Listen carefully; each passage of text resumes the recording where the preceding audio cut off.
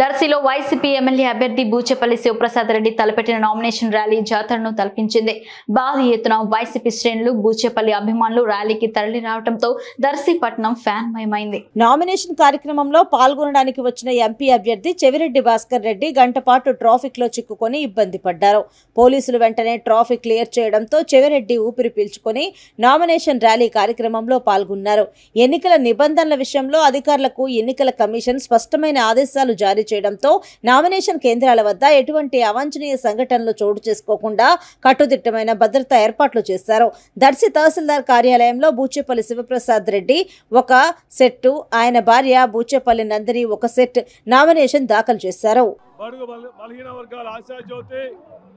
మన ముఖ్యమంత్రి వైఎస్ జగన్మోహన్ గారి ఆశీస్సులతో నాకు రాజకీయ భిక్ష పెట్టిన దివంగత నేత వైఎస్ రాజశేఖర గారి దీవెనతో, మా నాన్నగారు బూచేపల్లి సుబ్బారావు గారి దీవెనతో, దర్శి ప్రజల ఆశీస్సులతో ఈరోజు దర్శిలో నామినేషన్ జరిగింది.